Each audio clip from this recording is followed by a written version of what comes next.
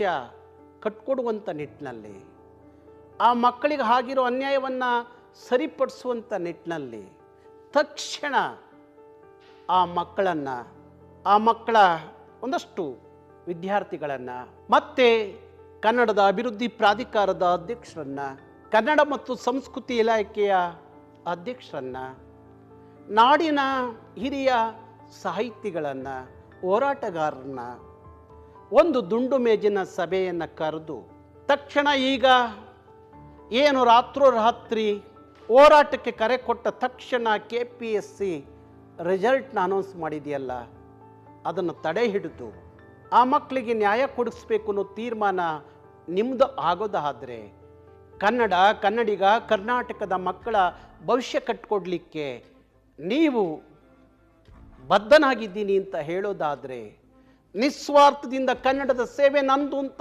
ಹೇಳ್ಕೊಳ್ಳೋದಾದರೆ, ಯಾವ ಕರ್ನಾಟಕದ ಜನ ಕನ್ನಡದ ರಾಮಯ್ಯ, ಕನ್ನಡ ನಾಡು ನುಡಿ ನೆಲ ಜಲದ ಬಗ್ಗೆ ಅವ್ರಿಗೊಂದಷ್ಟು ಪ್ರೀತಿ ಇದೆ, ಅಭಿಮಾನ ಇದೆ, ಕಾಳಜಿ ಇದೆ, ಕರ್ನಾಟಕದ ಮಕ್ಕಳ ಭವಿಷ್ಯದ ಬಗ್ಗೆ ಅವರಿಗೆ ಕಾಳಜಿ ಇದೆ ಅಂತ ಕರೀತಾರಲ್ಲ, ಅದು ನಿಜಕ್ಕೂ ನಿಜ ಅನ್ನೋದಾದರೆ, ಅದನ್ನು ನಿಜ ಮಾಡಬೇಕು ಅನ್ನೋದಾದರೆ ತಕ್ಷಣ ಒಂದು ದುಂಡು ಮೇಜಿನ ಸಭೆ ಕರೆದು ಇವರ ಜೊತೆಯಲ್ಲಿ ಚರ್ಚೆ ಮಾಡಿ, ಆಹಾ ಮಕ್ಕಳಿಗೇನು ಅನ್ಯಾಯ ಆಗಿದೆ, ಅವರ ಕೊರಗೇನಿದೆ, ಕೂಗೇನಿದೆ ನೀವು ಅರ್ಥ ಮಾಡ್ಕೊಳ್ಳಿ.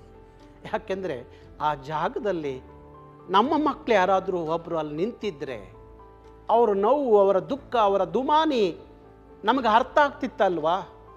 ಹಾಗೆ ಆ ಮಕ್ಕಳು ನಮ್ಮ ನೆಲದ ಮಕ್ಕಳಲ್ವಾ, ಕನ್ನಡದ ಮಕ್ಕಳಲ್ವಾ, ಕನ್ನಡಿಗರ ಮಕ್ಕಳಲ್ವಾ?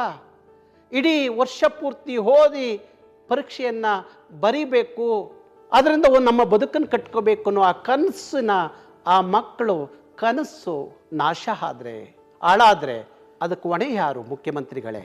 ಅದಕ್ಕಾಗಿ ನಾನು ನಿಮ್ಮಲ್ಲಿ ಮನವಿ ಮಾಡ್ತಾ ಇದ್ದೀನಿ, ತಾವು ಮನಸ್ಸು ಮಾಡಿದ್ರೆ, ನಿಜಕ್ಕೂ ನಿಮ್ಮ ಕಾಳಜಿ ಕನ್ನಡಿಗರಿಗೆ ಅರ್ಥ ಆಗೋದಾದರೆ ದಯವಿಟ್ಟು ಒಂದು ದುಂಡು ಮೇಜಿನ ಸಭೆ ಕರೆದು ಆ ವಿದ್ಯಾರ್ಥಿ ಮುಖಂಡರುಗಳು, ಹೋರಾಟಗಾರರು, ಸಾಹಿತಿಗಳು, ಪ್ರಾಧಿಕಾರ, ಸಾಹಿತ್ಯ ಪರಿಷತ್ತು, ಕನ್ನಡ ಮತ್ತು ಸಂಸ್ಕೃತಿ ಇಲಾಖೆಯ ನಿರ್ದೇಶಕರು, ಸಚಿವರು ಒಳಗೊಂಡಂತೆ ಒಂದು ಸಭೆಯನ್ನು ಮಾಡಿ ಅಂತ ಹೇಳಿ ನಾನು ವಿನಂತಿ ಮಾಡ್ಕೋತೀನಿ.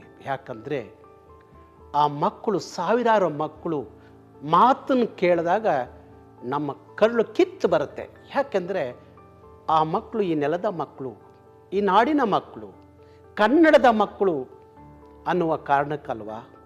ಅದಕ್ಕಾಗಿ ಕರ್ನಾಟಕ ಸರ್ಕಾರ, ನಿಜವಾದ ಕನ್ನಡದ ಸರ್ಕಾರ, ಕರ್ನಾಟಕದ ಸರ್ಕಾರ, ಕನ್ನಡದ ಸರ್ಕಾರ, ಕನ್ನಡಿಗರ ಸರ್ಕಾರ, ಮುಂದೆ ನಿಮ್ಮನ್ನು ಮತ್ತೊಂದು ಸಲ ನಿಮ್ಮ ಸರ್ಕಾರ ಬರಬೇಕು ಅನ್ನೋದಾದರೆ ತಾವು ಕನ್ನಡಿಗರ ಧ್ವನಿಯಾಗಿ ನಿಲ್ಲಬೇಕು, ಕನ್ನಡಿಗರ ಮಕ್ಕಳ ಭವಿಷ್ಯವನ್ನು ಕಟ್ಕೊಡ್ಬೇಕು ಅಂತ ಹೇಳಿ ನಾನು ವಿನಂತಿ ಮಾಡ್ತೀನಿ.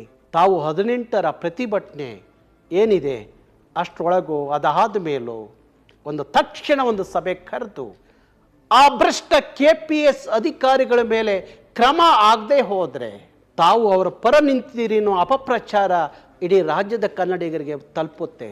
ಅದು ಆಗೋದು ಬೇಡ. ಮುಖ್ಯಮಂತ್ರಿಗಳೇ, ನಿಮ್ಮ ಕನ್ನಡದ ಪ್ರೀತಿ ಕಾಳಜಿ ನನಗಷ್ಟೇ ಅರ್ಥ ಆದರೆ ಸಾಲದು, ಇಡೀ ನಾಡಿನ ಕನ್ನಡಿಗರಿಗೆ ಅರ್ಥ ಆಗಬೇಕು. ಅಂದರೆ KPSಸಿಂದ ಆ ಕನ್ನಡದ ಮಕ್ಕಳಿಗೆ ಏನು ಅನ್ಯಾಯ ಆಗಿದೆ ಅದನ್ನು ಸರಿಪಡಿಸಿರೆ ಆಗ ಇಡೀ ಕರ್ನಾಟಕದ ಕನ್ನಡಿಗರಿಗೆ ನಿಮ್ಮ ಅಭಿಮಾನ, ಕನ್ನಡದ ಅಭಿಮಾನ, ಕಾಳಜಿ, ಕಳಕಳಿ ಅವ್ರಿಗೆ ಅರ್ಥ ಆಗುತ್ತೆ, ಅರ್ಥ ಮಾಡಿಸ್ತಾರೆ.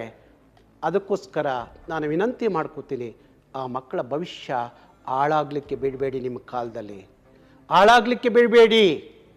ನಿಮ್ಮ ರಾಜಕೀಯ ಜೀವನಕ್ಕೆ ಅದೊಂದು ದೊಡ್ಡ ಕಪ್ಪು ಚುಕ್ಕಿ ಆಗಿಬಿಡುತ್ತೆ.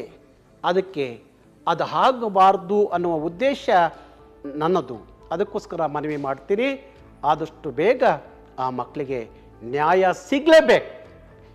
ಸಿಗಲೇಬೇಕು.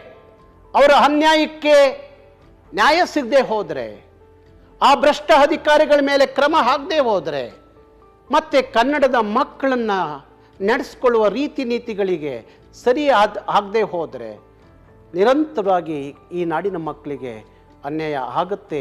ಅದಕ್ಕಾಗಿ ಹೇಳ್ತಾ ಇದ್ದೀನಿ, ಮನವಿ ಮಾಡ್ತಾ ಇದ್ದೀನಿ, ತಕ್ಷಣ ಸಭೆ ಕರೆದು ಆ ಮಕ್ಕಳ ಭವಿಷ್ಯ ಕಟ್ಕೊಡೋ ಕೆಲಸ ನಿಮ್ಮ ಸರ್ಕಾರದಿಂದ ಆಗಬೇಕು ಅನ್ನೋದು ನನ್ನ ವಿನಂತಿ. ಎಲ್ಲರೂ ಕೇಳ್ತಾ ಇದ್ದೀರಾ